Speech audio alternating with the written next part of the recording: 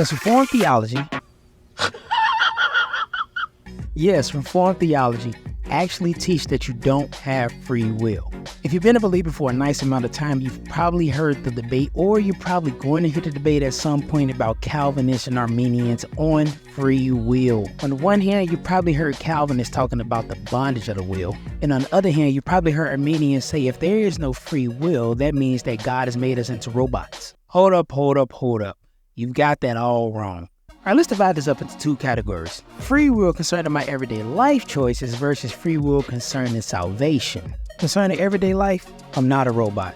We don't teach that. We actually teach that we are free-thinking and acting moral agents. For instance, I'm making this video out of my own free will, or maybe how I decided to pick this book up out of my own free will. I can decide and not decide out of my own pleasure. But what about the whole bondage thing? That's where things can get confusing. Imagine for a second someone is in prison. Now, in the confines of that prison, the inmate can follow the rules, eat, drink, play games, work out, break the rules, even as far as committing murder, out of their own free will. But the one thing that inmate cannot do is be on the other side of that fence. Now, in a very real sense, their will is free, all the while being in bondage because, let's face it, they can't go to a restaurant or like a Walmart.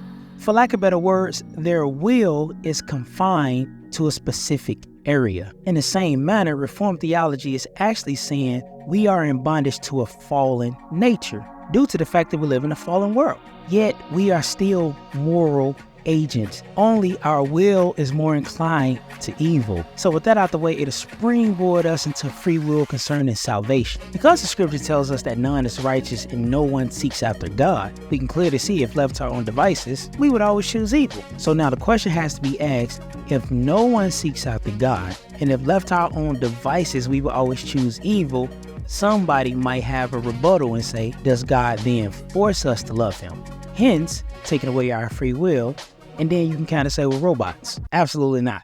Because we're dead in sin in a spiritual way, we cannot and will not choose salvation unless there is an external force that comes into us and changes the disposition of our heart to change our mind, or better yet, convince us of what is better, so that then we can freely choose Christ, not force.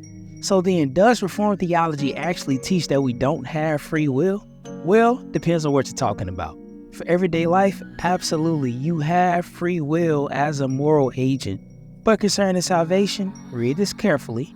Due to your natural inclination to sin, if left alone, the will profits nothing because it will not and cannot accept Christ. So technically, yes, you still have free will, but it won't pay Christ. Now, how about you tell me what you think in the comments? This is Devon, no other way.